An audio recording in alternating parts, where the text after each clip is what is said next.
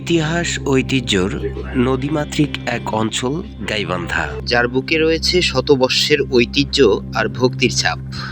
আজ আমরা এসেছি গাইবান্ধা শহরের প্রাণকেন্দ্রে অবস্থিত এক পবিত্র তীর্থস্থান শ্রী শ্রী কালীবাড়ি মন্দিরে।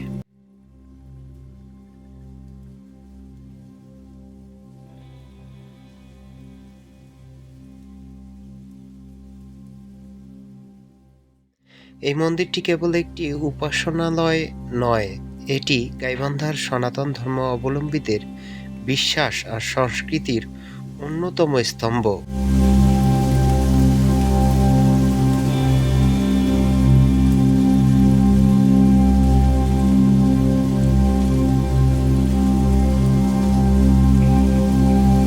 মন্দির চত্বরে সবচেয়ে দেখার মতো যে বিষয়টা, সেটা হচ্ছে এই পুরাতন পাইকর গাছ। অর্থাৎ এই গাছটা এমন একটা জায়গায় অবস্থিত, এখান থেকে মন্দির চত্বরের পুরো এরিয়াটাতে ডালপালা শাখা প্রশাখা ছড়িয়ে গেছে। অনেক সুন্দর লাগে জায়গাটা দেখতে। আপনারা আসলেই খেয়াল করে দেখবেন, এই গাছের ছায়ায় অনেকে বসে নিজের শরীরের ক্লান্তি দূর করে।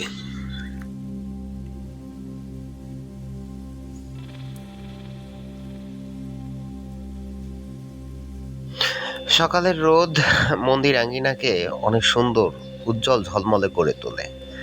পুরো মন্দিরের অংশটাই হচ্ছে টাইলস ফ্লোরে করা, মানে সামনের অংশটা।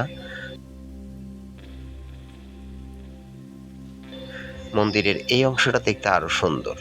দেখুন, এখানে চারগাছিয়া মারোয়ার দল তৈরি করা আছে, আর এখানেই হচ্ছে আমাদের এক দাদুর বিয়ের অনুষ্ঠান হচ্ছিল। অলরেডি বাসি বিয়ের জন্য এখানে সবকিছু তৈরি করে নিচ্ছে। তো এখানকার বিশেষত্ব হচ্ছে যে মন্দিরের আশেপাশে যাদের বাসা, তারা কিন্তু বিয়ের কার্যক্রমটা সাধারণত ফরওয়ার্ড একটা জায়গা মন্দিরে নিয়ে থাকে। খাওয়া এবং অতিথি আপ্যায়নের বিষয়টা তারা বাসায় করে থাকে, কিন্তু বিবাহের কাজের যে সমস্ত কার্যক্রমগুলো, সেগুলো এই মন্দির চত্বরেই করে থাকে। চলুন এই পবিত্র স্থানের ইতিহাস ও গুরুত্ব ও পূজা অর্চনার দিকে একবার দৃষ্টি ফেরানো যাক। এই মন্দিরটি গাইবান্ধা পৌর এলাকার V8 রোডের উপর অবস্থিত। এটি শহরের কেন্দ্রে থাকায় সকলের কাছেই এটি সহজে প্রবেশযোগ্য এবং পরিচিত। স্থানীয়ভাবে এটি শুধু কালীবাড়ি মন্দির নামেই পরিচিত। এটি গাইবান্ধা সদর উপজেলার হিন্দু সম্প্রদায়ের জন্য একটি কেন্দ্রীয় ধর্মীয় স্থান হিসেবে বিবেচিত। যদিও এর সঠিক প্রতিষ্ঠা সাল এবং প্রতিষ্ঠার নাম নিয়ে লিখিত ঐতিহাসিক নথি কম পাওয়া যায়, তবে এটি নিঃসন্দেহে শহরের প্রাচীন মন্দিরগুলোর মধ্যে অন্যতম, যা দীর্ঘকাল ধরে ভক্তদের আস্থার প্রতীক হয়ে দাঁড়িয়ে আছে।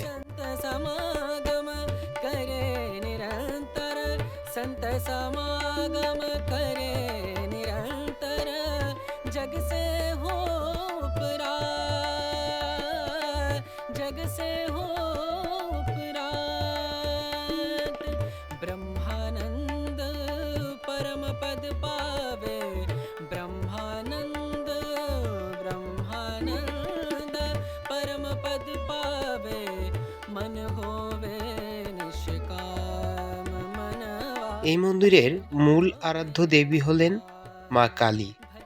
মা এখানে ভক্তি ভরে পূজিত হন। এই মন্দিরে সবচেয়ে বড় উৎসব হলো শ্যামা পূজা বা কালী পূজা। এই সময় মন্দির প্রাঙ্গণে এক উৎসবমুখর পরিবেশের সৃষ্টি হয়। এছাড়াও দুর্গাপূজা থেকে শুরু করে অন্যান্য 12 মাসের বিভিন্ন তিথি, যেমন শিবরাত্রি, জন্মাষ্টমী এবং বিশেষ ধর্মীয় অনুষ্ঠান এখানে নিয়মিত পালিত হয়।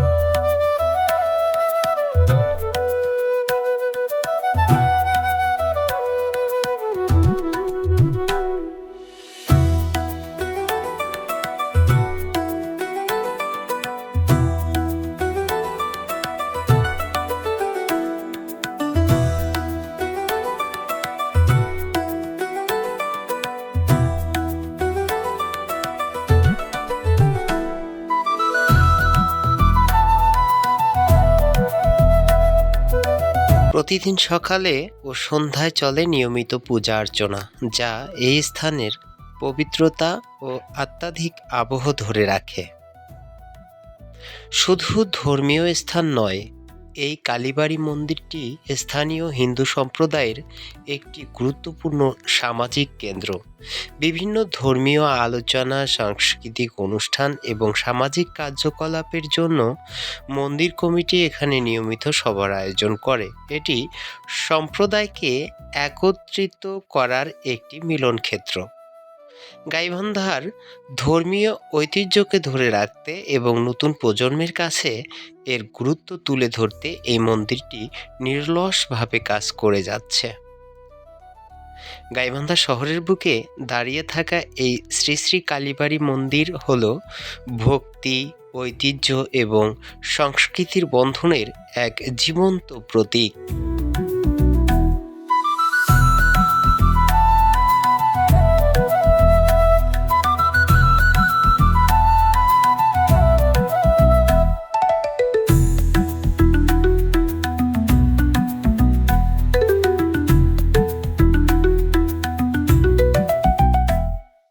মন্দিরের এই দিকটা হচ্ছে হান্ডিঘর, অর্থাৎ খাবারের যে আয়োজন করা হয় সেইটা হচ্ছে এই দিকটাতে।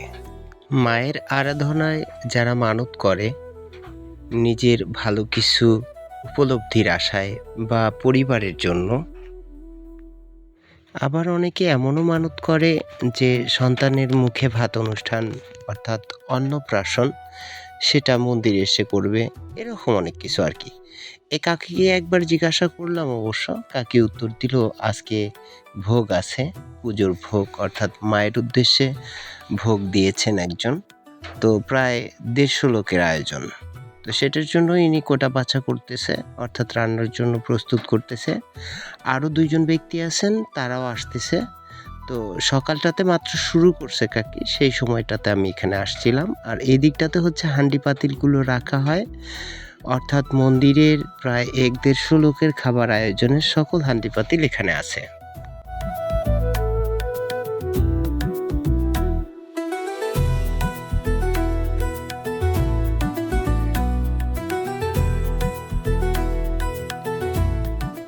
এই দিকটাতে হচ্ছে মন্দিরের মূর্তি তৈরির কাজ করা হয়, অর্থাৎ মায়ের মূর্তি, সরস্বতী মূর্তি, এছাড়াও বেশ কিছু মূর্তি, মকরচণ্ডী মূর্তি এই দিকটাতে তৈরি করা হয়।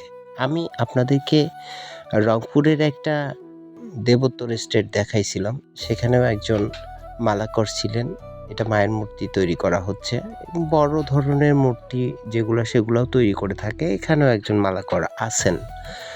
তো মোটামুটি সবাই এখান থেকে, গাইবান্ধার আশেপাশের যারা, তারা এখান থেকে নিয়ে নেয়।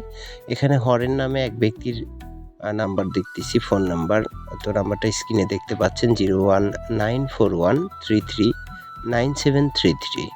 ইনি একজন মালাকর হবেন, এখানে জিজ্ঞাসা করেছিলাম, বললো এই নাম্বারটাতেই যোগাযোগ করলে ওনারা আপনার চাহিদা অনুযায়ী মূর্তি তৈরি করে দিতে পারবেন বা দেবী তৈরি করে দিতে পারবেন। তো আমরা এই দিকটাতে যেটা দেখলাম সেটা হচ্ছে এখানে মাটির কারুকাজ এবং রঙের কারুকাজ সব কিছু করার জন্য মোটামুটি ডেভেলপের একটা ব্যবস্থা করছে এখানে মন্দির কর্তৃপক্ষ। এই দিকটাতে দেখেন, এখানে রং তুলির আঁচড় যে কাজগুলো সেগুলো এই দিকটাতে করা হয়। এখানে দেখেন ছোট ছোট তৈজসপত্র তৈরি করে রাখছে, অর্থাৎ এগুলোকে ডাইস বলে। তো নাম্বারটা সংগ্রহে রাখবেন, এই নাম্বারে ফোন করলেই আপনারা যোগাযোগ করে আপনাদের যেরকমটা প্রয়োজন হবে বা যে পূজারই প্রয়োজন হবে সেই অনুযায়ী আপনারা এখান থেকে তৈরি করে নিতে পারবেন।